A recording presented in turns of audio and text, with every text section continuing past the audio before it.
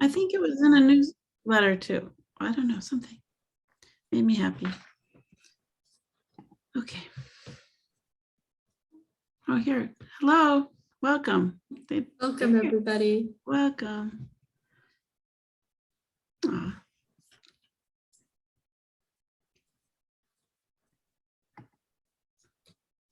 I'm a co-host, right? Your Yes. other people are letting them in too. Yeah. Okay, I'm just helping with that too. great. Welcome, everybody. We're going to get started in just a few minutes. We're going to just give people a chance to join the meeting and make sure their volume is connected. Just a couple quick housekeeping notes. We have muted everybody just to help keep the background noise down. And you can turn off your video feed or leave it on as you like. We do recommend switching to speaker view so you'll see better view of Barbara when she's presenting and her slides. And then we do have the chat open for the whole meeting. So you can feel free to put comments and questions in. We'll pause a couple times during Barbara's remarks and have a chance to ask any questions. And there'll be time for questions at the end too. Would you mind? I can't remember if it happens, but Bryn, can you save the chat for me? Like if I'm not going to be looking at it. Do you mind saving it for me at the end and then sending it to me? Sure, yeah. That way I get to see chat too. Yeah.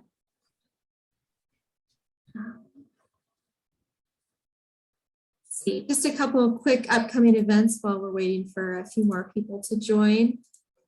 We did extend our winter carnival scavenger hunt. And that was a collaboration with Birch's School, and there's student art on 6 locations on Lincoln Trails. And that's active through February 13th. So you have the nice long weekend here, Friday, Saturday, and Sunday. And you can find all the clues on Outer Spatial, our mobile trail app. And of course, information about that on our website, lincolnconservation.org. Next week, exciting collaboration with the Mothers Out Front group and Codman Community Farms. February 15th at 6 p.m. we'll be screening Kiss the Ground, which is a really inspiring film about regenerative farming and carbon sequestration, healthy soils. And there's going to be a great speaker panel after that film screening with some local experts and one of the producers of the film. And then coming up later in February and early March, we've got 2 evening, well, one's an afternoon program with local experts. Michelle Grisenda, Lincoln's Conservation Director, is going to give a talk about Big Night and vernal pools. And John Calabria, a local naturalist, is going to give a family-friendly presentation about spring emergence and share some photos and stories of his experiences with spring. So those are very exciting. Registration is online, lincolnconservation.org. I think we've got a few people still joining, but we're going to go ahead. I'll give a quick intro to Barbara, and then we'll go ahead and get started. Welcome, Barbara. Thank you for joining us. Very excited for tonight's program. Barbara is a local photographer. She's exhibited widely around the community and really just an inspiring outlook on nature. And I'm always amazed to see when she sends photos, see what she's seen in the last year. One of our veteran contributors to the Open Spaces calendar. So with that, Barbara, I'm gonna stop sharing my screen here and let you take over. Okay.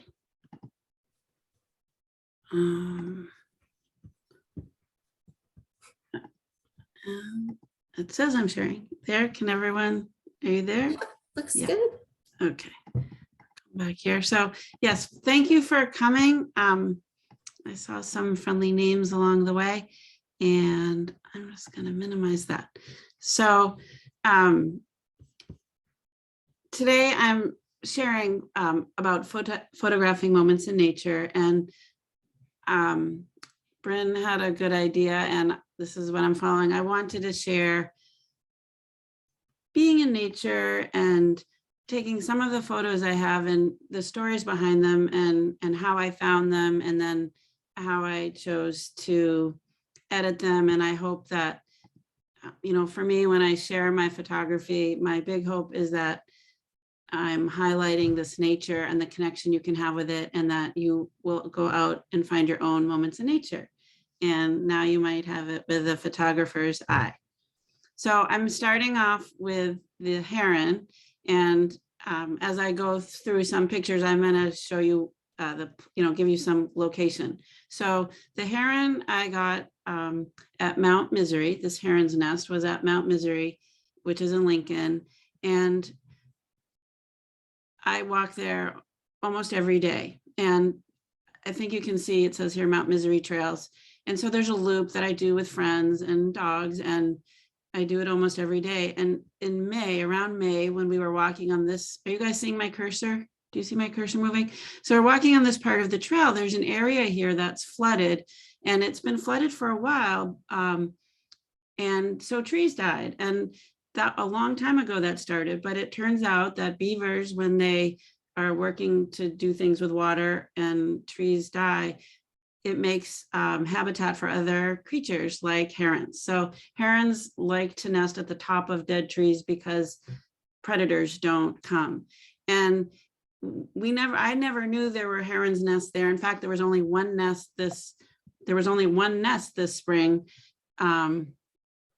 And it was a little bit of a surprise to see the nest coming. So I think I put on the last slide, we noticed the nest at the beginning of the spring. And then once herons are born, they're on a nest for 3 months. And at first I didn't see a lot of activity, but then I found them. And this is the original of that image. And I probably spent 2 or 3 days in very wet water, this is an interesting picture because there's activity and the bird is reacting with the other bird. But I spent a few hours there and in the marsh, and was lucky enough to get that moment. And then I just want to show you, as I share some of these, a little bit about cropping and some other just tips about photography. So this is the original, and then this is how I cropped it. And I missed, and here's a little heron sound just for, can you guys hear my little heron sound? Yeah.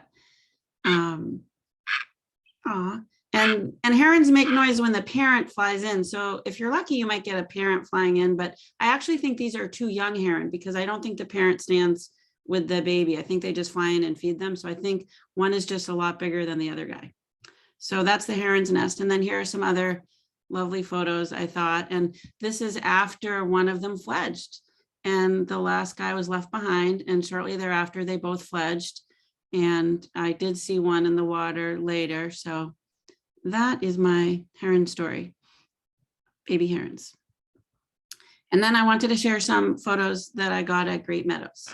So here's where, if you were in person, I'd say, how many of you have been to Great Meadows? But Great Meadows is in Concord. It's in a variety of places, but this is the Great Meadows in Concord. And if you haven't gone, if you park here, there's it's called the Dyke Trail. It's very flat. You can have a whole beautiful visit at Great Meadows just walking on this path, really.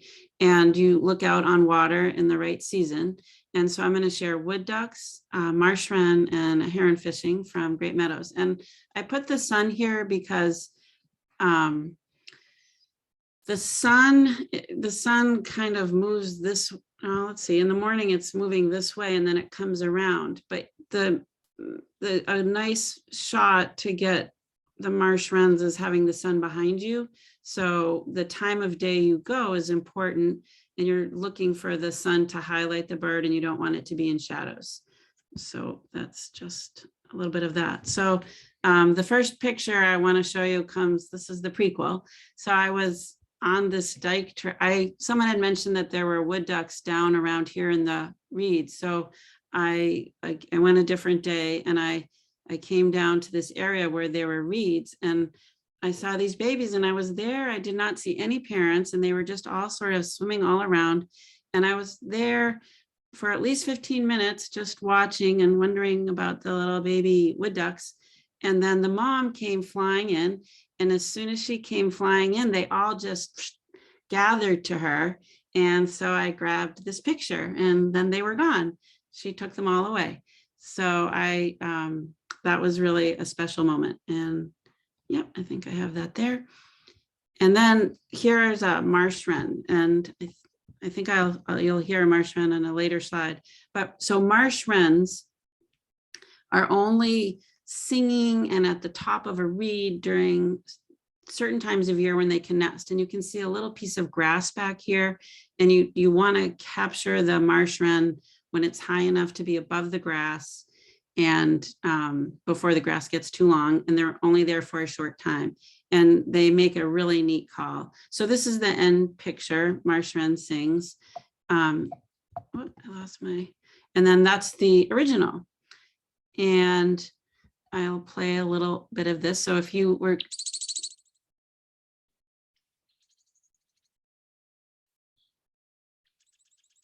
oh, he's coming in the spring. I don't think I can stop the sound. He's not very loud. I'll talk over him if I can. So what's really neat is that they fly in a pattern. So imagine he might be, I don't know if you can see my mouse, but let's say the marsh wren's down here. It might go from here to over there, and then it will come up here. So you have, again, I'm going to say 15 minutes again, you get these patterns. And if you just wait long enough, he's going to come back up to the top and sing, but you get to watch him as he's making his rounds. And this is how I cropped it. And I'm mentioning here the rule of thirds. So there's something called the rule of thirds where you don't want your subject to be in the center of the image. You want it to be a little to the right, a little to the left, a little to the top, or a little bit to the bottom. And on this one, he's sort of in the middle, but he's a little to the right, but I could have edited that, but I was trying to make a natural edit and I liked this read. So there's a rule of thirds that you don't center your subject, but you get to play with it if you have to, depending on the picture. And then watching for marsh wrens, these are just cool pictures. I actually got to see him building his nest. You can see the reeds weaving in here. I mean, can you even believe it? That this wren makes his own nest from these reeds. And this is how he does it. He just weaves a nest, which is just really cool to see. And I hope you get to see it this spring. And then, so this is one of my early images is this heron fishing. And he actually was, or she was, I think we would know because this is breeding plumage. Maybe someone in the chat would know if it's a he or she, or it could be either, but this is breeding plumage for a heron. The ones in the nest didn't have that. And this particular heron would just stand on the dike and you'd walk by him. You get to walk by him. So I was able to get a really nice close up of him. And this is the original. And I marveled at this when I was looking at the picture. If you look at his legs are, he matches the reed. So he's fishing. And if you're a fish, you might think his legs are a reed. Isn't that the coolest thing? And then this is how I happened to crop the picture I showed you. But I've used this big too. I really like the detail on it. Is everyone doing okay so far? Good. Okay. So next I'm coming to Valley Pond. Am I going too fast or too slow, or all is well out there? Good. Okay. So Valley Pond is a place I go in the summer, and you can take a kayak out around the water. And I put the sun over here because the sun moves in this direction at Valley Pond. And so that can limit, some parts get shadowed before others. There's a really pretty sunset over here. And I was just going to share mostly cedar waxwings. And I don't even have a picture of a turtle, but I really like the turtles on the rocks over here. And I have a couple of mallard shots for you. So I was really just so fortunate. I love cedar waxwings, and I was out at dusk and I heard and saw, not expecting it at all, a flock of cedar waxwings at an edge of a stream at dusk, and they were catching bugs that were flying off the stream, and it was just lovely. This is what cedar waxwings would sound like. Kind of a unique sound, but you wouldn't maybe know it's a bird, but you would if you knew cedar waxwing flock sound. And so here's an example of a picture. This would be the end result picture. I'm looking at it now, and I've actually found this for this presentation, but I'm looking at it, and do you see over here, I'm circling this little green leaf over here? That's the kind of thing I might take out if I were editing it more, but I really just wanted to show you. Oh, I wanted to mention, one is that I was in a kayak so that I could be at the eye level of the cedar waxwing or below it, which really improves your picture. So there are people who will go take pictures at the beach and lie in the sand so that they can be at eye level of their subject. But being below or at eye level is a lovely goal if you can do it. And I think this is a single cedar waxwing call. Yeah. And then here is the original. So you can see I just for this purpose, I cropped it quite a bit, but now I noticed I would touch that up too. And then I'm just showing here. So this one I was able to show an example of rule of thirds where, and I'd have to hit escape to show you what I mean by this. So you wouldn't crop it this way or put him in the middle. You would have him looking into the area that's large, as you know, so you can imagine him looking off or eventually leaving, and maybe he just entered. So that's kind of the thing about the rule of thirds. Okay. Oh, and then I kind of fell in love with a group of mallards, which someone could maybe tell me. I don't think it's a murder of mallards because it's a murder of blackbirds. I don't know what a group of mallards are called, but there was this group, and mallards, they were very friendly. So not so much that they came over for food or anything, but you could kayak. They would swim by you, or you could swim by them, and they wouldn't leave. If they were in the water, you could go around them. And so I just wanted to show an example of sometimes you have very friendly subjects or very friendly birds, but they may not be in a pose that's a great shot. So here's an example of, it's kind of cute, but this guy's head is hidden, and this guy is, it's lovely to watch, but it's not great for a picture. But then if you're lucky and you wait, you get something like that, where everybody's kind of looking at you, and it just makes for a better composition. Okay, and now one of my favorite shots is of a snowy owl, and I'm about to show you that. And so now we're in Rye Harbor, actually, New Hampshire, which I will just put that in right now because we might share this later. So this is Rye Harbor, New Hampshire. And so I have a map here. This is a screenshot from eBird, and I kind of rely on friends to tell me what eBird says, but sometimes I go look at it. And then here, this is actually from yesterday. So everywhere you see red, and out here in, the water supply in Boston, what is that for Boston? What is that called? The, I don't know, the water out there has snowy owls. I was surprised, but these are all recent snowy owl sightings. The blue ones are old and the red ones are new. And so there was a few years ago, a lot of snowy owls were in the area, and they were seen up here at Rye Harbor State Park. So I did I came up and I drove and I looked, and I came, I think, a couple of days, different days, hoping I would see a snowy owl. And one day I came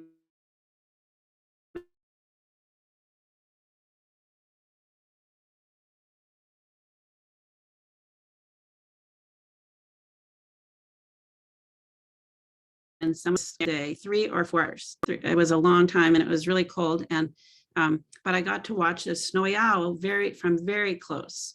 So let me just go back here for a second. So I'm here, and the snowy owl is just in this field, and there were 4 other people, not a lot for photography, all also there. and nobody was bothering the snowy owl, who was just pretty much sitting looking up at the sun. And then one moment he opened his eyes, and a friend of mine shared with me that owls don't tend to open their eyes during the day because they have such powerful eyes in the sunlight, they just don't need to, or they might squint them. So they might be open, but you can't really tell. But I was able to catch the eyes open, which is something you want on an owl. And this is the original. And then here's how I cropped it. And then here's just another lovely photo. This is actually his back, and he was preening here. And then I actually love this photo, even without his eyes open, because he spent a lot of time like that, and he's sort of facing up towards the sun. Okay, and now I'm going to go to Tower Road in Lincoln. And everyone's still good? Yeah, okay. So this is kind of a pandemic reward, I would say. This was, I think, in that spring when everyone was just home, and I was bike riding more, and I found I was bike riding up Tower Road, which is near me, and I noticed some chickadees that were flying like sort of in these birch trees.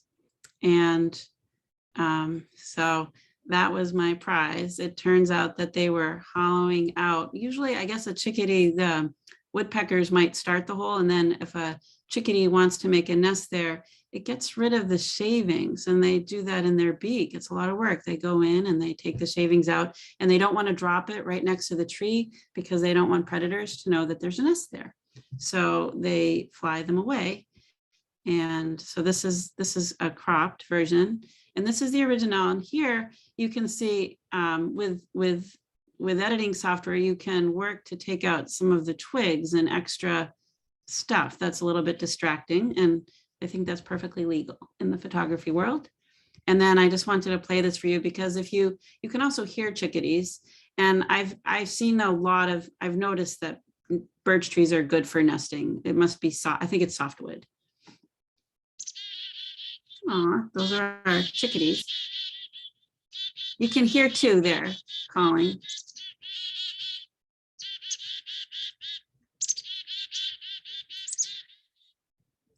These sounds and calls are from Cornell, All About Birds, and we'll share that link too, because you can learn your bird calls or look them up with this really nice Cornell website. And then this is the original, and then this is the crop. And then these are just other kind of cool photos at the same time. I love this one. So this guy's a little blurry, so he didn't make it into the A photos, but maybe someday I'll get the same shot and it won't be blurry, but that's okay. But I just thought it was precious. You can see him pushing off and his feet, and I just love it. So I guess that's a big bonus of photography. It's not just the picture you get, it's what you get to see while you're out there, and maybe you get a good shot or two, but in the meantime, you get all these precious moments with nature, which is lovely. Oh, and then I teach in Concord, and this is my school, and it turned out that in front of the school, I'm actually in a different building now, but when I was working in this building, it turns out that there's a fruit tree right here. There used to be two. And I just hope anyone who can will plant a fruit tree because birds, if you have a crabapple tree, you might notice that some of the fruit stays and birds eat them in the winter. So please plant fruit trees if you're planting trees, and the birds will come to you, and it will make the birds and me both happy. So, but it turns out that there's flocks of birds that would come to this tree around January, not even at the beginning of the winter. I think they kind of parcel out the fruit. There are some other fruit trees around. There are actually fruit trees right here too, but I think they somehow know to save the fruit, and I don't know how they do it, but to last them through the winter. And so I had a few pictures from here, and I'm just sharing a couple. So this is a cedar waxwing grabbing the berry. Isn't that exciting? And I took so many pictures, and it was nice to be able to get one that, got all of the bird. And this is called a catch light. So the sun, I didn't put the sun in this photo, but the sun is back here. And so if there's shadow part of the day, but if the sun is back here and it's just high enough and it hits that tree, then you get a chance to have a really nice lighted bird. So if you couldn't get a bird on this side of the tree, but if the birds come to this side of the tree when the sun is behind you, then you can get a nice bright picture like that. And this is the original. And so in the crop, I just made sure I came as close as I could to him, and I kept some of the berries filled and made sure his tail is in there. And that's the crop. And then this was, I think, a different year even. This is one of the fruit trees in the front. There was a huge blizzard, and we went to school. I don't know why. The snow must have started after we were at school, so it wasn't a snow day. There was a huge blizzard. You can see all this snow here, and you can see snow falling around the robin. And so a flock of robins had found these berries, and I just think this is kind of precious. I love robins. And I've also learned since then that this is really cool, but all robins have these 3 marks, slightly different form and shape. But if you look at robins' eyes, they have these 3 marks. They all do. Yep. Maybe it's like a fingerprint and they're all different, but they all have these 3 marks. And then here's the original. So that's pretty close. And then here's the crop. And shall we play Winter Chatter for Robins?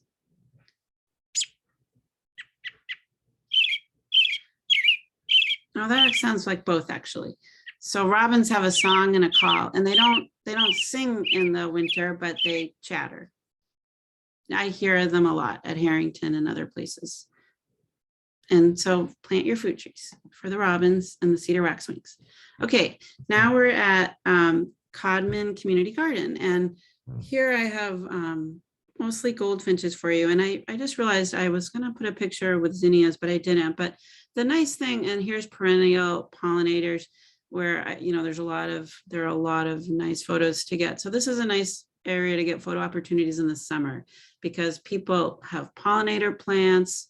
They have, all kinds of things that attract even hummingbirds, and there's a lot of birds flying around. But goldfinches, especially like Codman Community Garden, because there are a lot of sunflowers. And when sunflowers are done towards the end of summer, they have seeds. They go to seed, and the birds find them. And so here's an example of a sunflower that went to seed, and someone's already taken a lot of the seeds out. And this is not a great picture in my mind because I never use this as like a wow picture because this leaf is blocking this little guy. But I put it in here to talk about, because what happens also at the end of summer, if you're walking around the garden, you hear a lot of noise. You hear a lot of that. You're not just one, you hear a lot of it. And you also see little birds flapping a lot their wings, and birds don't usually flap a lot their wings, but baby birds do if they want parents to feed them. So when a bird leaves the nest, they can't immediately feed themselves. So even though the sunflower is right there, they want the parent to go get the seed and give it to them, and then they learn to get the seeds on their own. And since I've noticed that in the garden for the goldfinches, I've noticed it in my backyard. It happens with tufted titmice, it happens with chickadees. So if you hear like really cute little loud bird noise, look around, you might see little flapping wings and young birds looking for seed. And then here's one of my favorite photos. It's not particularly clear, but what I love about it is, it's clear enough maybe, but I like that the whole sunflower is in here and the whole leaf, but mostly I like how you get a sense of how light a goldfinch is. Look at him standing on, and that is a him. Look at him standing on the leaf, and the leaf is barely making a dent. I mean, that's kind of incredible. So I just love that picture. And here's the original. So actually you can see I did a little Photoshop. This has a little bit nicer contrast on the eye. It's popping out a little more. So a little bit of Photoshop work, and it goes from the original to something that I think is a little easier on the eye. And this one I didn't, he is in the center, but I decided I wanted to leave all the leaves in. So I didn't go closer here. And plus, if you go closer here, he's more on the edge. So that's how I ended up cropping it. And then, so this is just kind of cute. And this is a picture that made it into the Lincoln Land Trust calendar one year, not this picture, because in this picture, the little guy is looking away. So someone who is talking photography would say, your eye isn't sure where to look. Should I go this way or should I go this way? So you also need to spend some time thinking about the orientation of the bird and what's happening in the image. So this is a little confusing for the eye. But then when he did this, that was really nice. So this is, it's kind of cool. It's going in the same direction. Your eye knows what to do. And I think this was in the calendar one year. This actually looks, this is not a male. So this might be a juvenile, right? Someone in the chat might tell us that's not the bright yellow colors. And then I threw this in because we like pollinators and we like bumblebees. And this is another creature that appreciates the sunflowers, are the bees. I thought I'd throw that in. And now we're going to Ipswich River Wildlife Refuge. I think we're good on time. I think we're great on time. Okay, so Ipswich River Wildlife Refuge is a magical place not too far from here. It's about 40-minute drive, 45-minute drive. And if you've ever been there, this is or if you ever go, this is the greeting center, and there are trails everywhere. You can go down in all these different directions. And what I'm about to show you, I think you can find on most trails, but I recommend taking this trail down right about here. I guess that's, if you haven't been there, there's a trail hiding in there in the trees. And there's tufted titmice and nuthatches and chickadees that will just come to your hand. They'll do it all along the way. They've learned over generations not to be afraid of people. So you can either put the seed down near you or you can hold it in your hand and they will come and fly to you. And it's the most lovely experience. And I'm about to share some pictures. And then I met a friend, a mallard down here, and there's a lot of mallards, but there was a particularly friendly one near the stone bridge. And so here's my friendly mallard. And he just was adorable. And that's the crop, that's the final image. And then this is the original. So not a big difference, but you can see the rule of thirds there. So when I took it, he was more in the middle of the photo, and this gives him, looks like he's going to be walking, that he came into it and is going to be walking out. And he has a catch light. We talked about that. So the sun is behind me and catching his eye, and it might be a little bit backlit here. So the light's coming a little bit from the side, and he's got some water on him too. And that's the crop from the original. And then here's a tufted titmouse. This is a winter photo. This I think is in the spring. This is a winter photo. And then this is I really like this photo because of the brightness in the eyes. I love cardinals, and I could get, there's just a lot of detail in this picture. And I'm looking at new cameras, and this was a good camera that I was trying out. And so that's the northern cardinal. And this is the original. So I was able to crop it close, and you can see I took out this twig here, and I did a little cleanup here, which I think is kind of legal with Photoshop, taking that out. So it's really the original image, but just taking out some of the distracting twigs and things. And let's hear a cardinal, just because we always want to hear a cardinal. And that's probably he wouldn't make the call in the winter, but it's okay. He's coming soon. That song is coming soon to us in the spring. And so there's the crop. And so this one I couldn't have him entering the photo, because when you do birds, you want to make sure you include everything. You want their feet and their tails, and cardinals have long tails, and this was out straight. So to crop it, I didn't follow the rule exactly, but I like that crop. And then I think we are good on time. So I'll just tell you. So these are just, you can see this little chickadee landing in my hand. This is a nuthatch on my shoulder, attracted by some seeds on my shoulder. And then hears different calls. So I guess I don't need to play these now. What do you think, Bryn? Does anyone want to hear? Who wants to hear? Does anyone want to hear a nuthatch, tufted titmouse, or black-capped chickadee? Or keep going? Anybody say? Do the nuthatch and then. Okay, let's do the nuthatch. That's a good idea. So this is actually the nuthatch call, which you can hear all winter long. And so yeah, if you go to Ipswich, you kind of want to listen for it because then you know they're around. Aw. Nuthatch. Okay. And then I have some backyard birds here in Lincoln. So this is one of my favorite photos. It's a bluebird, and a friend of mine let me, she had 5 bluebirds one winter coming to a suet feeder on a tree that was outside of her sunroom, and she let me sit inside the sunroom and open the window so I could be close without scaring the birds. And I took a lot of photos that day at the bluebird photo shoot, maybe over a couple of days. And this is one of my favorite ones. And that's the original. And at the very end of the talk today, I'm going to just show you how I cropped it. I'm going to open up Photoshop and just show you. So you can see it's a little lighter and it's cropped. And that's my bluebird story. And there's the crop. And then another one of my favorite photos, Cardinal and Snow. This one I got from the back door because cardinals, now my cardinals will stay if I go out, which is nice. But originally the cardinals would leave. If they saw me coming, they would fly away. So this is actually from pretty far away. And so it's not quite as detailed, but I just think it's lovely having him set in winter. A little bit of snow falling. And then this is kind of a funny photo. And I don't have the original, but I took out a lot of seeds that were in the snow. And this is the female and the male. And I think it's kind of precious.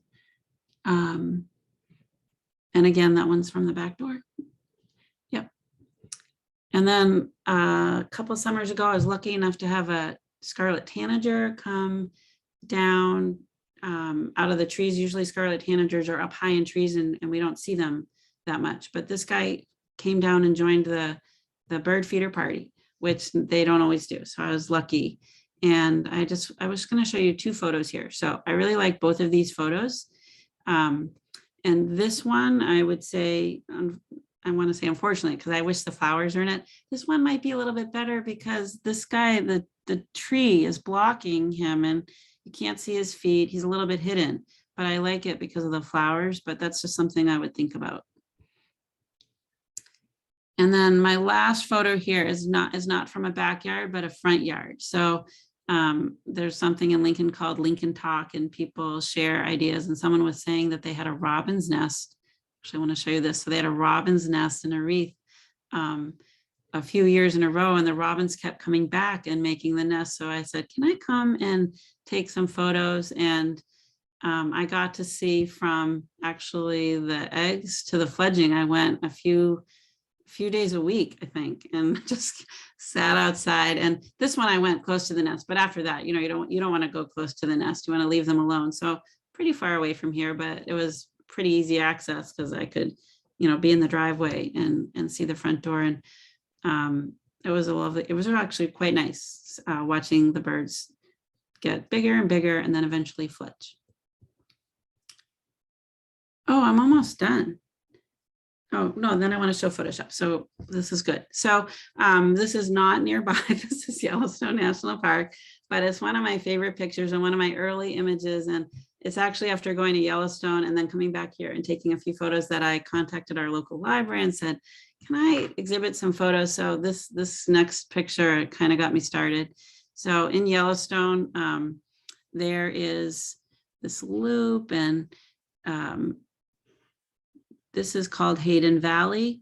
And if you go to Yellowstone, you can look that up. But Hayden Valley you can drive through here, and it's the coolest place to be because as you're driving through it, here in Massachusetts, we have everything and the wildlife kind of fits in. But when you go to Yellowstone and you drive down here, you really feel like you're the bird, kind of. You feel like you don't belong, and there's just so much open space and wildness. You get to be the observer. It's kind of, you're going through on this one little path while everything is happening around you. So that was a really special time, and I saw a lot of really cool things, a herd of elk. But I would go in the morning and just take my car and sit on an out turn there. And so this is the image, the final image. And so this is I call it Bison at Sunset. And this is the original image. So isn't that interesting? And the sunset is just starting here, and you might not even know you could get this image from that. But if you explore different crops and things, you get pictures that might mean a lot to you.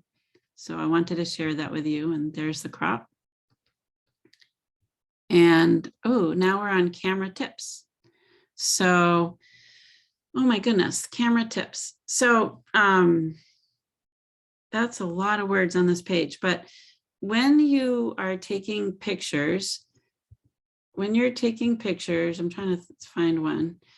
I'll just stay here because I don't know where to go with that. So when you're taking pictures, we talked about how you want to have light on your subject. So when you're out in the field, you want to have the sun in a certain way, so it's lighting the subject. But then you have this camera, and a digital camera doesn't have film like you may have used in the olden days. It has a sensor. So you're trying to figure out how much open your lens should be. You don't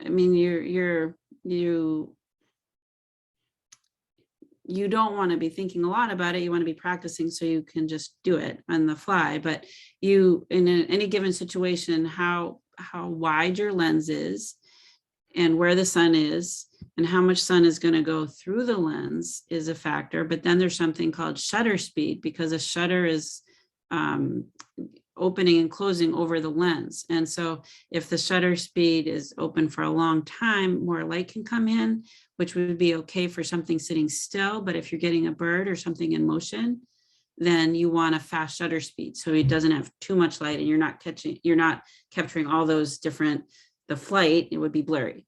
So you have to factor in the aperture, the shutter speed, and then something called ISO, which essentially is the camera has a certain ISO it's going to do if you have if you have a wide open lens and you have a fast shutter speed and it's a bright day, you might be all set. But if it's kind of dark or the situation is different, ISO is a setting you can use to play around to get a little more light in. But if you play around with ISO, it might get grainy. So that's why sometimes you see photos that are kind of cool and have detail, but are a little grainy or noisy. So those are just all just talking about photography. It's lovely to be in nature, but to get good pictures, you have to be able to play with these settings and make the most of the day and the sunlight or the dusk or whatever's happening, and get used practice with that with your camera. And then I threw the puffins in, even though the puffins aren't nearby. This is one of my favorite pictures. This is puffin beaks, but I have here some photo editing tips, which I think I've now touched on most of them, except for, I guess the one thing I didn't mention, and I actually did this with this picture, is you want to have, it's nice to have a certain ratio or dimension of an image that you're going to print. Maybe it's going to fit an 11 by 14 frame, or depending on what you need it for. So if you want to do this composition where you use rule of thirds and not have your photo right in the center, and you want to play around with it a little bit, you can, you can add a little bit of edging background. So if it turned out that when I crop this, I'm too close to his little head, I could add a little bit using a fill or clone tool. And when you're doing photo editing, you could add a little bit around the edges just for your composition. And I think everything else in here I've already mentioned, or I'm about to show you. This one I'm about to show you with the bluebird. Okay, so now I'm going to stop sharing my screen and share it again. And this time I want to show you. We had a couple questions. Do you want to do those before or after the Photoshop tutorial? Let's do it before. I mean, should I go? If I need to, I'll go back to the slideshow. Yeah. Yeah, I think so. So just a couple questions about maybe more specifically what camera gear you use, and if you use a tripod to steady the pictures, or if you're just holding the camera. Yeah, I don't use a tripod because well, I should start with the camera. So the camera that I've been using for a long time is a Panasonic FZ300 and earlier models, which is a hybrid camera, is very light. So I don't need a tripod because I don't need to hold it for the weight. Now I might want a tripod for stillness, but because I take pictures mostly in the daylight and moving objects, a tripod would be hard. A monopod might be okay, but I personally like to observe nature and look over there and get that picture on the side. So I'm happy without a tripod, but I do try to be steady. And sometimes I find something to steady myself on, or I sit, or in some way to keep the camera as still as possible. But I tend not to use a tripod. And then I've been renting cameras that are heavier. So, but I would probably not buy a camera that I needed a tripod for, because I like to be able to go out in nature. So I want to be able to carry it sort of. That's another reason I probably won't end up using a tripod. Although people recommend monopods, because a monopod lets you have a little more flexibility. And of course, a lot of people use tripods. But I've been trying a Sony A3, and I've been trying some Nikons, and I've tried them from Lens Pro to Go, which is nearby. So I'm kind of exploring and looking into my next camera. Does that answer their question? Yeah. Any other question? Was there? Yeah. Let's see. I think someone wanted to spend a little more time looking at the photo editing tips screen, but we'll send out the recording, and I think you'll go over them. And I'll go back to that actually, if you want. Photoshop. Yeah, actually, let me go back for a minute, if that's okay, because I realized I didn't do in case. So I can go back to it after we're done. Well, let me just do it now.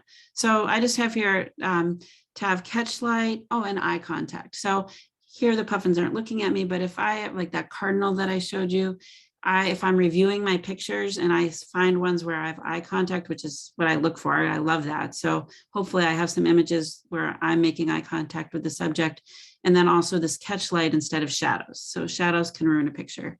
And I try to pick pictures that I'm not doing a lot of photo, I don't want to do a lot of editing and light work. I would like the light to be right in the field, but so I try to look for ones that are well lit. But I also know this I put here, modest brightening or contrast adjustments. I'm about to show you that. So like the bluebird picture, it looks pretty good without anything, but it turns out if you play a little bit with brightening or contrast, it could really improve the image. So that's just a tip to play around with that. I don't know what I just did. That was me. Did I just do that? Okay. Am I sharing still? Did I? Oh, okay. And then the rule of thirds, which we mentioned, because you can do that in cropping or in the field. And then this orient subject to face larger background area. That's when I was talking about, you want to have the bird look or the subject look like it's entering the image. So when I cropped that bison, he was way over on the left of the original image. But when he's cropped, you could see he was on the right side of the image and he's facing the larger area. And that's the rule of thirds. And then we talked about the clone tool. And then trying different close-ups and crops, like, just try different ways to crop an image. If there's an image that calls to you, there might be a really nice way to crop it. And then we talked about a little bit, this removing distracting images in the background. You can do that with editing tools. And that's my goodbye slide. But now I'll go over to Photoshop for those that aren't saying goodbye. Okay, should I do that, Bryn? Okay, so I'm going to stop sharing and I'm going to share Photoshop. And I will tell you, I have the Photoshop cloud version. Well, it's not a cloud version. It's actually sort of cloud. I guess it updates all the time and you have to pay a monthly fee, but you get the latest version, and the pictures are on your computer or on your cloud drive, but this might be meaningful for people who have Photoshop, but it might not be meaningful for anyone else. So I'll keep going. So here's Photoshop, and I have, the Photoshop menu items, and I have a toolbar. I think you guys can see my toolbar right here. And then Photoshop has a lot of other nice things, like it has layers, which I don't need to play with right now to show you, and different brushes and all kinds of things. But I use mostly the crop tool. So this is a little crop tool. I can select an area. And when I say play with crops, that's pretty easy to do. I can just find different areas I want to try. And then it has an image. You can do adjustments like shadows and highlights, and people who, really good photographers are really good photo editors. I'm not putting myself in that category. I work at it and I learn things, but really the combination of photo editing along with what you can get in the field can really do a lot for your photography. So let's say I have this image, and if I go to adjustments, and this is just a simple one, that was a really simple one. Can you see the difference there? If I go to history, so I'll just go view, let me find my history window. I think it's open, but I don't know right where it was, history. So now that I've lightened it, I can go back to the original. Maybe I can. You're gonna let me? Oh, I have to say okay first, sorry. So now I can go back through my different versions through the history, and I can play around with things. So I like that better. I could play with it more, and then I might crop it, and I've done this a lot with this picture. So I know I crop it around there, move it around a little bit. And then after I crop it, I would take out, I don't like that crop. I just went Command Z. So let me go try this. Usually I have a ruler, I might go even 11 by 14. So let me do it the right way. So I would, have the dimensions I want for the frame. Let's try that. I don't like any of this, and I'm feeling pressure for time. But that's okay. I don't usually have people looking over my shoulder when I'm doing this. So I'll just try that, and I'll leave it there. But what I want to show you is after I crop it, I might want to take out like this little guy right here. So I'll just surround him, and I'll go edit, fill, and say content aware. So it's going to fill with the background that's already there. Ta-da, Photoshop. So that's how you get rid of twigs and things.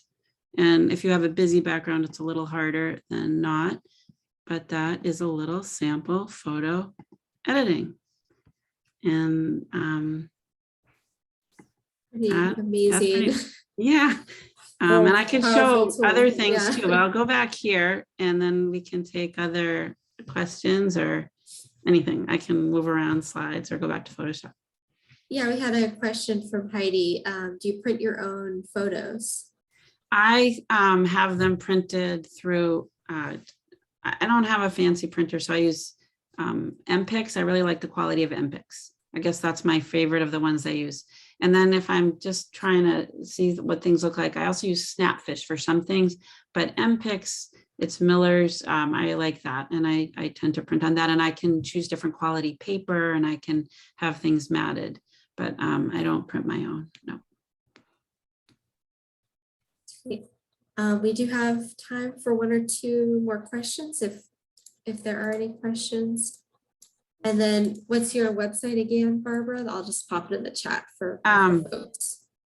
You can go, you can do barbarapeskin.com, or you can do Moments in Nature Photography. Oh, it's right here. Here it is. Am I sharing this? So Moments in Nature Photography. I can put it in the chat too. John asks how you organize your pictures. So that's a good question. And I was going to talk about this a little bit. One thing I would say, I'll just go back to, I want to go back to here. One thing I would say is when I take pictures, the pictures have a number on them, like P1432, whatever. So when I'm working with pictures, I get the camera card, and there's a lot, there's a lot of images, tons of images. So the ones I like, I save and I name them. I give them a name in front of the number, but I keep the number. So one reason I was able to do this slideshow today with the originals and the, I didn't know I was going to do the slideshow when I took the snowy owl picture, but I can find the originals because I keep the number in the file name. So that helps me. And I use a external hard drive, and I actually keep a lot of my images. And so by naming them and reviewing them is how I do it. But a lot of people organize their photos in Lightroom, a software that goes with Photoshop. And if I were starting right now today, I probably I would more rely on Lightroom, but I just tend to use the hard drive, keep most of my photos. I delete the ones I don't want, but I keep a lot of photos, and I just organize them by name and month and year. So I keep the file name chronological. So yeah. You have like a folder for each year and month, or yeah. And I can also say Robbins or Ipswich. In Lightroom, though, you can you can cross catalog photos. But I kind of know my photos, so I usually can find what I want. Yeah. Cool. And then just one last question from David.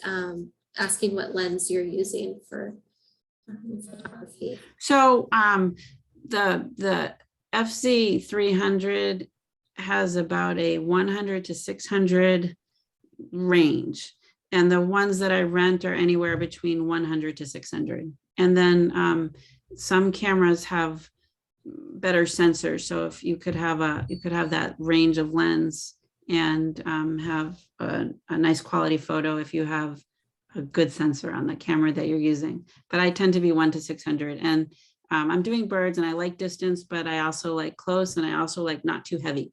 So that range works for me, that size lens. Striking a good balance. Yeah. A nice comment from Lauren about a snowy owl she saw in New Jersey. That's just a nice note.